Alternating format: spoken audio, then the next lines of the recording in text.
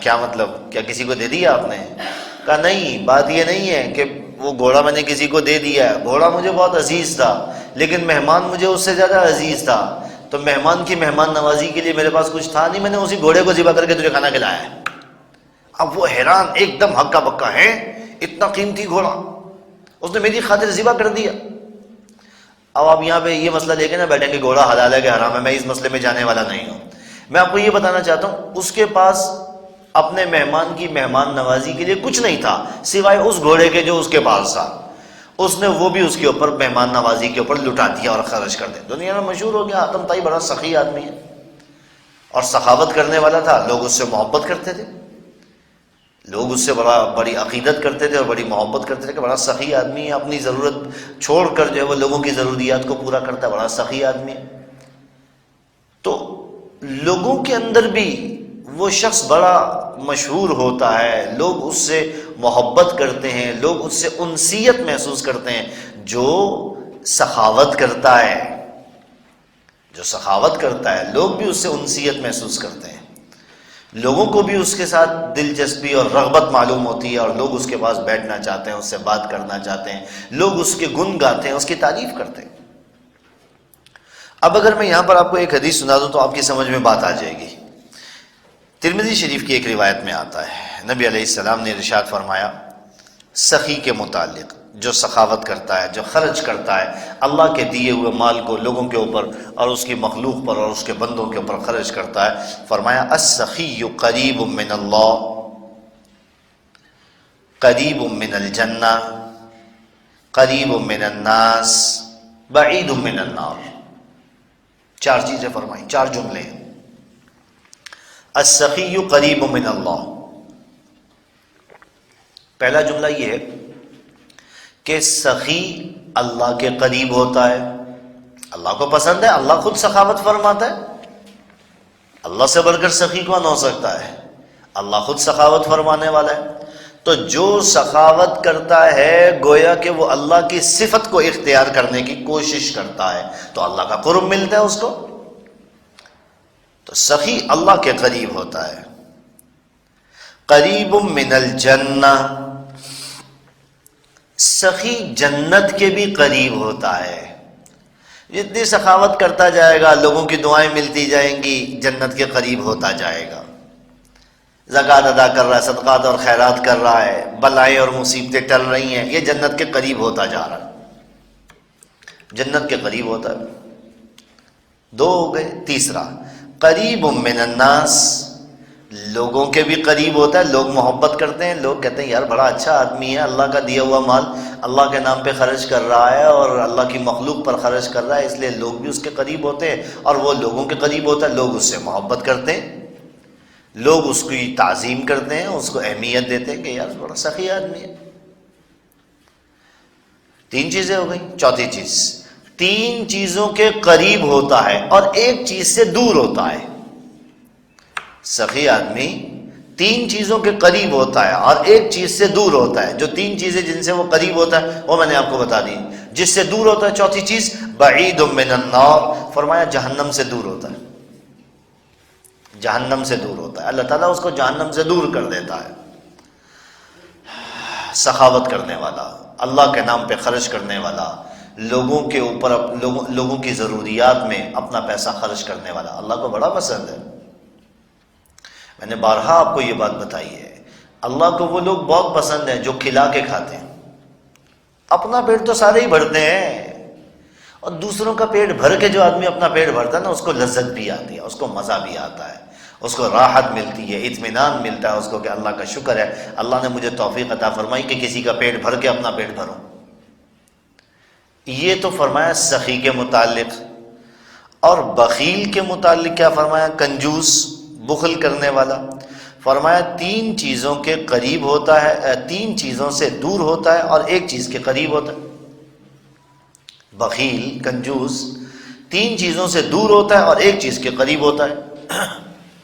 کیا فرمایا؟ والبخیل بعید من اللہ، البخیل بعید من اللہ، بخیل اللہ سے دور ہوتا ہے، نمبر 1 اللہ سے دور ہو گیا، اللہ کو پسند ہی نہیں ہے بخیل، کنجوس اللہ کو پسند ہی نہیں ہے، بخیل اللہ سے دور ہوتا ہے۔ نمبر 2 بعید من الجنہ، جنت سے بھی دور ہوتا ہے کیونکہ پاس پیسہ زیادہ ہے، ابھی حساب دینا ہے، چل پیچھے واپس جا، یہاں کیا لینے کے لیے آ رہا ہے؟ جنت سے دور ہوتا ہے۔ بعید من الناس، تیسرا فرمایا لوگوں سے بھی دور ہوتا ہے، لوگ کہتے ہیں چھوڑ پڑے یار، اتنا پیسہ دبا کے بیٹھا ہوا ہے، خرچ کرتا نہیں، کیا فائدہ اس کے پاس جانے کا، اپنی عزت ہی گنوانی ہے نا، چھوڑو پرے، نہیں جاتے اس کے پاس۔ لوگ بھی نفرت کرتے ہیں، لوگ بھی نفرت کرتے ہیں، لوگوں کے دلوں میں اس کے لیے کوئی محبت نہیں ہوتی، کوئی گنجائش نہیں ہوتی۔ اور چوتھی چیز جس کے وہ قریب ہوتا ہے، 3 چیزوں سے دور ہوتا ہے اور چوتھی چیز کے قریب ہوتا ہے، کیا؟ قریب من النار، جہنم کے قریب ہوتا ہے، حساب دینا ہے، حلال ہے کہ حرام ہے، جائز ہے کہ ناجائز ہے، کہاں سے کمایا تھا، ذرا حساب کتاب تو دو، ذرا پتہ تو چلے کہ تم نے یہ پیسہ کہاں سے اکٹھا کیا تھا۔ لوگوں کا خون پسینہ چوس کر، کرپشن کر کے، قومی دولت لوٹ کر، ملکی خزانے پر ڈاکہ ڈال کے، لوگوں کی جیبوں پر ڈاکے ڈال کے، دن دہاڑے لوگوں کی جو ہے وہ یعنی جائیدادوں کے اوپر قبضے کر کے، دو حساب در قریب من النار، جہنم کے قریب ہوتا ہے۔ اور آگے فرمایا اسی حدیث کے اندر والجاہل سخی احب الی اللہ من عابد بخیل، ایک آدمی وہ ہے جو بڑا عبادت گزار، بڑا متقی، بڑا پرہیزگار، لیکن کنجوس، بخیل، خرچ نہیں کرتا، چھوٹی چھوٹی چیز کے اوپر بھی نا دبا کے بیٹھتا ہے۔ ایک ہے عبادت گزار، بڑا متقی، بڑا پرہیزگار ہے، لیکن کنجوس ہے۔ اور دوسری طرف ایک آدمی جاہل ہے، ناواقف ہے، گنوار ہے، اسے دین کا پتہ ہی کچھ نہیں ہے، دین کی الف بے سے بھی، ابجد سے بھی وہ واقف نہیں ہے، لیکن اللہ کے نام پہ بڑا خرچ کرتا ہے۔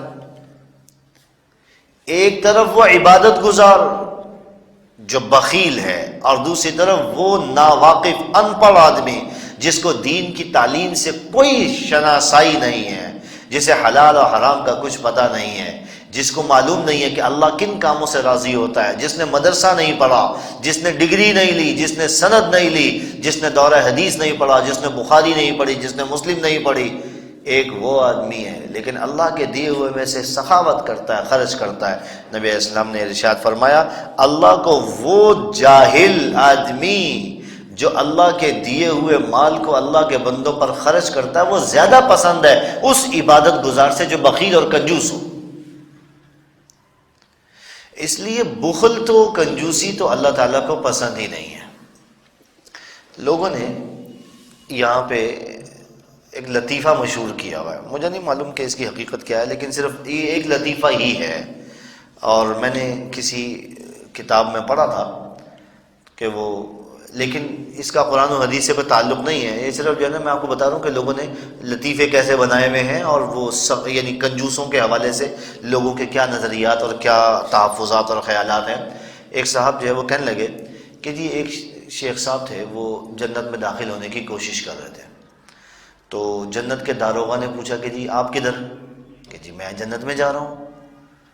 تو فرشتے نے پوچھا کہ جی جنت میں داخلے کے لیے تو کچھ نیکیاں ہونی چاہیے، آپ نے کوئی نیکی کی ہے آپ کے پاس کوئی نیکی؟ تو آپ وہ نیکی لے کے آئیں تاکہ پھر ہم چیک کریں آپ کو جنت میں داخلے کی اجازت ملتی ہے کہ نہیں ملتی، آپ قوائف آپ کے پورے ہیں کہ نہیں ہیں جنت میں داخلے کے۔ اب شیخ صاحب جو ہے انہوں نے ذہن کے اوپر زور دے کے کہا ہاں میں نے ایک وقت میں نا وہ اپنی زندگی میں ایک مرتبہ میں نے ایک فقیر کو چونی دی تھی، 4 آنے دیے تھے۔ فرشتے نے جو ہے نا وہ کہا کہ اچھا 4 آنے تم نے ایک فقیر کو دیے تھے، اچھا اس کے علاوہ اور کوئی نہیں کی؟ اس نے کہا کہ جی میں نے ایک مرتبہ اور پھر میں نے ایک فقیر کو جو ہے نا وہ چونی دی تھی، 4 آنے دیے تھے۔ تو فرشتے نے پوچھا کہ اچھا بھی یہ صرف لطیفہ ہے سمجھانے کے لیے کہ لوگوں کے اندر کیا تاثرات ہیں۔ اس فرشتے نے پوچھا کہ جی اور کوئی نیکی آپ کو یاد ہے جو آپ نے کی ہو تو جس کی وجہ سے آپ کو جنت میں داخلے کا حقدار سمجھا جائے اور آپ کو جو ہے وہ جنت میں داخلے کی اجازت دی جائے؟ اور وہ شیخ صاحب نے اپنے جو ہے نا وہ ماتھے پہ ہاتھ رکھا اور جو ہے وہ کافی دیر تک سوچتے رہے، سر پہ ہاتھ رکھ کے۔ تھوڑی دیر کے بعد کہنے لگے جی بھائی جان مجھے تو کچھ یاد نہیں آ رہا اس کے علاوہ، بس میں نے تو یہی جو ہے نا جو نیکیاں کی تھی وہ میں نے آپ کو بتا دی۔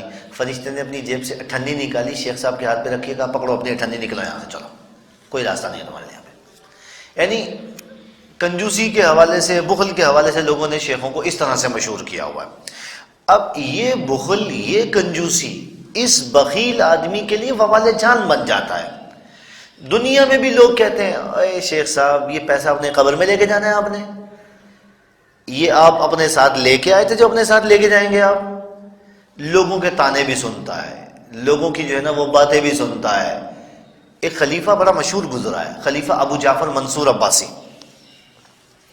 خلیفہ ابو جعفر منصور عباسی، بنو عباس کا بڑا طاقتور خلیفہ گزرا ہے یہ، اور یوں سمجھیے کہ بنو عباس کی خلافت کو مستحکم کرنے والا یہ آدمی ہے۔ جس شخص نے خلافت بنو عباس کی بنیاد رکھی اس کا نام تو تھا صفاح، سین فا الف ہا، لیکن خلافت بنو عباس کو مضبوط اور مستحکم کرنے والا یہ بندہ خلیفہ ابو جعفر منصور عباسی۔ اس کے بعد پھر وہ ہارون الرشید، مامون الرشید اور فلانا رشید فلانا رشید، وہ پھر وہ سارے بعد میں آتے رہے۔ خلیفہ ابو جعفر منصور عباسی یہ بڑا عالم آدمی تھا، بہت بڑا عالم تھا، اور حدیث کا بہت بڑا طالب علم تھا، اور علماء کی اہمیت سے واقف تھا۔ اس نے اپنے دور میں بغداد کے اندر ایک ادارہ قائم کیا تھا بیت الحکمت کے نام سے، جہاں پر مختلف علوم اور فنون کی کتابوں کا عربی زبان میں ترجمہ کیا جاتا تھا، ٹرانسلیشن کی جاتی تھی، اور اس کو پھر عروج پر پہنچایا اس نے مامون الرشید نے۔ مامون الرشید کے دور میں اس کے اوپر پھر بہت کام ہوا ہے، قائم ادارہ اس نے کیا تھا خلیفہ ابو جعفر منصور عباسی نے، اور کام ہوا مامون الرشید کے دور میں۔ خیر بہرحال ابو جعفر منصور خلیفہ تھا پوری سلطنت اسلامیہ کا، پاکستان کا نہیں، بغداد کا نہیں، سعودی عرب کا نہیں، پوری سلطنت اسلامیہ کا، بلا شرکت غیر تنے تنہا خلیفہ تھا۔ اور آپ کو معلوم ہے، شاید آپ نے کبھی یہ نہ سنا ہو، خلیفہ ابو جعفر منصور کا ایک لقب تھا دوانقی، دال واو الف نون قاف یا دوانقی۔ دوانق دانق کی جمع ہے، دانق اس زمانے میں چھوٹے سکے کو کہتے تھے، جیسے ہمارے یہاں آپ نے جو ہے وہ بچپن میں سنا ہوگا، ہو سکتا ہے آپ میں سے کچھ خواتین جو ہے وہ عمر رسیدہ ہوں تو انہوں نے اپنی جوانی میں بھی وہ جو ہے نا وہ ہوتے تھے آنے، 4 آنے، 8 آنے۔ اچھا اس سے پہلے جو ہے نا وہ اور بھی جو ہے وہ سکے ہوتے تھے، چھوٹے چھوٹے سکے ہوتے تھے، چھوٹی چھوٹی مالیت کے۔ اب 4 آنے کی کیا اوقات ہے، اس کی کیا اہمیت ہے، یا اس کی جو ہے وہ اس سے کیا کوئی آدمی سونا خرید لے گا یا محل تعمیر کر لے گا اس سے؟ اس زمانے میں بھی چھوٹے چھوٹے جو چھوٹی مالیت کا، جو سب سے چھوٹی مالیت کا سکہ ہوتا تھا اس کو دانق کہتے تھے۔ اس ابو جعفر منصور عباسی کے اندر اس قدر بخل پایا جاتا تھا، ایک مرتبہ یہ سکہ نا، اس کے پاس سکہ تھا دانق سکہ، وہ سکہ کہیں سے جو ہے نا وہ استعمال بار بار کثرت استعمال کی وجہ سے وہ بھربھرا ہو گیا، وہ جھڑ کے نا گر گیا قالین کے اندر، اس کا ایک ٹکڑا نا جھڑ کے قالین کے اندر گر گیا۔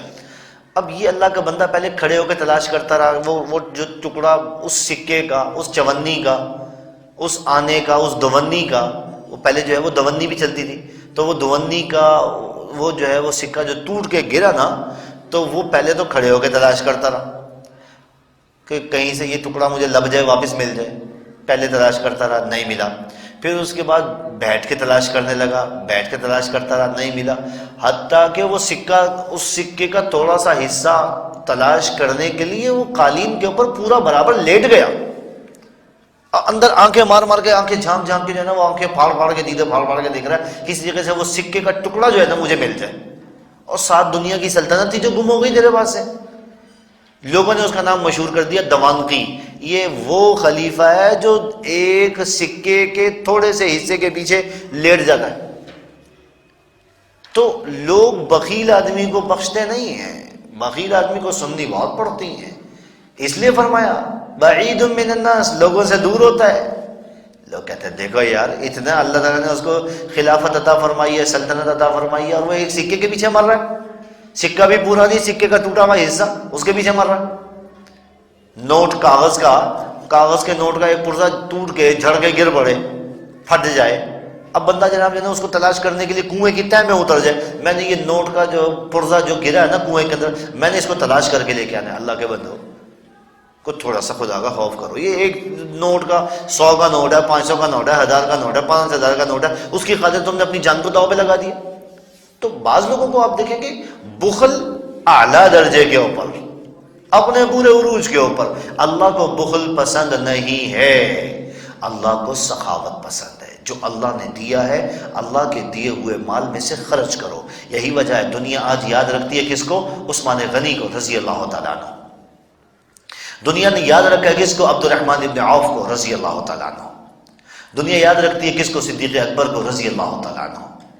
یہ وہ لوگ تھے جنہوں نے اپنا سارے کا سارا نچھاور کر دیا، ان کے پاس جو کچھ تھا اللہ کے نام پہ قربان کر دیا، سخاوت کی، اللہ کے دیے ہوئے میں سے اللہ کے نام پہ خرچ کیا۔ جو سخاوت کے جذبے سے موصوف ہوتا ہے، جس میں سخاوت پائی جاتی ہے، اللہ تعالیٰ اس کو 4 چاند بھی لگاتا ہے، اور ایسا نہیں ہوتا کہ اس کے سخاوت کرنے کی وجہ سے اس کے مال و دولت میں کمی واقع ہو جائے۔ بھلا جس شخص کو اللہ تعالیٰ پسند کرتا ہے اللہ تعالیٰ اس کو کبھی محتاج ہونے دے گا؟ اس لیے اپنے دل کے اندر سخاوت کا جذبہ، حوصلہ، ہمت پیدا کرنی چاہیے، اور انسان کو اللہ کے نام پہ خرچ کرنا چاہیے۔ خرچ کرنا چاہیے انسان کو، اللہ نے جو عطا فرمایا ہے خرچ کرے اللہ کے بندوں کے اوپر، مت روک کے رکھے اس کو اپنے پاس۔ یہ تو ہے وہ چیز جس کا تعلق مال و دولت کے ساتھ ہے۔ کچھ لوگوں کو اللہ نے مال نہیں دیا، ان میں بخل کیسے ہوگا کہ اللہ نے ان کو جو ہنر عطا فرمایا ہے، جو فن اللہ نے ان کو عطا فرمایا ہے، وہ فن اپنے پاس سمیٹ کے اپنے سینے کے اندر محدود کر کے رکھیں۔ کوئی آدمی سیکھنے کے لیے آئے تو اس کو نہ سکھائیں، کوئی مسئلہ پوچھنے کے لیے آئے تو اس کو مسئلہ نہ بتائیں، کوئی علم حاصل کرنے کے لیے آئے تو اس کو جو ہے وہ جھنڈی کرا دیں، نہیں بھائی ٹائم نہیں ہے میرے پاس۔ یہ بخل ہے۔ بخل کا تعلق صرف مال و دولت کے ساتھ نہیں ہے، ہر اس چیز کے ساتھ جو اللہ نے انسان کو عطا فرمائی ہے، کوئی کمال، کوئی فن، کوئی ہنر، کوئی علم، کوئی عمل جو اللہ نے انسان کو عطا فرمایا، انسان کو اس میں بخل نہیں کرنا چاہیے، دے دینا چاہیے علم لوگوں کو۔ ایک آدمی آپ کے پاس آتا ہے کہ جی میں آپ سے سبق پڑھنا چاہتا ہوں، آپ کے پاس فرصت ہے، وقت ہے، اور آپ اس کے لیے وقت نکال سکتے ہیں، آپ ضرور اس کو علم سکھائیں۔ یہ علم ایک ایسا خزانہ ہے جو خرچ کرنے سے کبھی ختم نہیں ہوتا، کم بھی نہیں ہوتا، اسے گھن بھی نہیں لگتا، کیڑا نہیں لگتا اس کو، اسے گہن بھی نہیں لگتا، یہ گہناتا بھی نہیں ہے۔ دنیا کا مال و دولت خرچ کرو تو ظاہری طور پر تو وہ پھر بھی کم ہو جاتا ہے یا ختم ہو جاتا ہے، اللہ تعالیٰ بعد میں برکت دے دیتا ہے، لیکن علم ایک ایسا خزانہ ہے جسے جتنا خرچ کرتے جاؤ اس کی روشنی میں، اس کی چاشنی میں اور اس کی جلا میں مزید اضافہ ہوتا جاتا ہے۔ اللہ نے تم کو ہنر عطا فرمایا، تم وہ ہنر آگے لوگوں میں منتقل کرو، آگے لوگوں کو سکھاؤ۔ اب ہمارے ہاں جو ہے وہ یہ ایک بہت بڑی مصیبت ہے، معذرت کے ساتھ میری بات کا برا نہ بنائیے گا، ہمارے ہاں یہ ایک بہت بڑا مسئلہ ہے، جس آدمی کے پاس کوئی ہنر ہوتا ہے، کوئی علم ہوتا ہے، کوئی فن ہوتا ہے، وہ اپنے سینے میں اپنے ساتھ ہی لے کے مر جاتا ہے۔ وہ دوسروں کو بتاتے ہوئے گھبراتا ہے، ڈرتا ہے کہ کہیں ایسا نہ ہو کہ میرا علم، میرا ہنر، میرا فن اس کے پاس چلا جائے، میری روزی روٹی کے اوپر لات پڑ جائے گی۔ وہ دوسروں کو اپنا علم، اپنا ہنر، اپنا فن بتاتے ہوئے گھبراتا ہے کہ اگر میرے جیسا کوئی اور تیار ہو گیا تو لوگ مجھے چھوڑ کے اس کے پاس جانا شروع کر دیں گے، میری روٹی روزی بند ہو جائے گی۔ یعنی اس نے اپنی روزی روٹی کا خالق رازق جو ہے وہ اپنے علم اور اپنے فن اور اپنے ہنر کو سمجھ لیا۔ اس نے اس بات پر غور ہی نہیں کیا کہ جس ذات نے اس کو یہ علم، یہ فن، یہ ہنر عطا کیا، وہ ذات اس سے چھین بھی تو سکتی ہے واپس، لیکن نہیں غور کرتے لوگ۔ ایک آدمی کا نا انتقال ہو گیا، پہلوان تھا، بہت بڑا پہلوان تھا، بہت بڑا پہلوان۔ جنازے میں جو لوگ شریک تھے ان میں سے ایک آدمی نے دوسرے سے پوچھا کہ یار پہلوان صاحب کی کتنے بچے تھے؟ تو جس سے سوال پوچھا تھا نا وہ کچھ سمجھدار آدمی تھا، اس نے کہا جی اللہ تعالیٰ بخشے، بس ان کی مغفرت فرمائے، یہ بیچارہ بے اولاد ہی گیا، یہ بیچارہ نا بے اولاد ہی گیا، بیچارے کی کوئی اولاد نہیں تھی۔ ساتھ میں ایک آدمی اور کھڑا ہوا، ان دونوں کی باتیں سن کہنے لگا خواہ میں ایسے کہتے ہو، تمہیں پتہ ہی نہیں ہے؟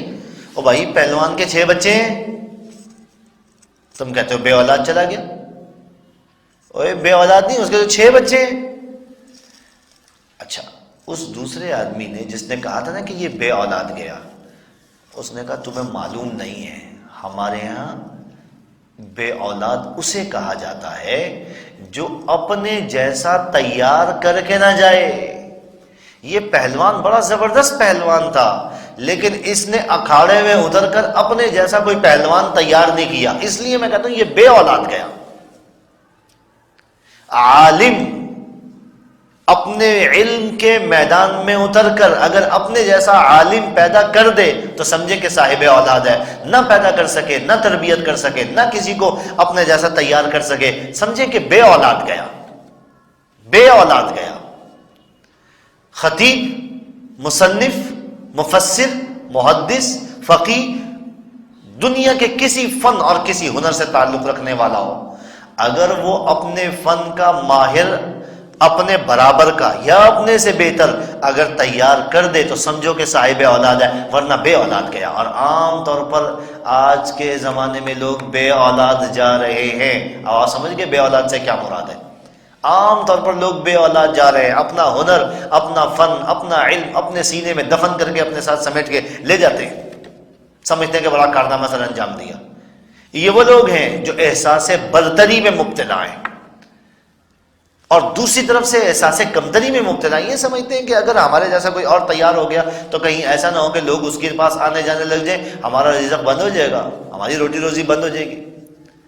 آپ اگر اس سوچ کا نا تھوڑا سا باہر نکل کے تجزیہ کریں، آپ کو میری بات سمجھ میں آ جائے گی. آپ کسی دکاندار کے پاس جائیں، اس سے کہیں کہ یار یہ تو چنے بیچنے والے کے پاس جائیں، نان چنوں کی کیا جو ہے نا وہ اس کی یعنی کون سی اس میں کون سی ایسی خاص چیز ہے، وہ کون سا جنت کا پھل آ گیا.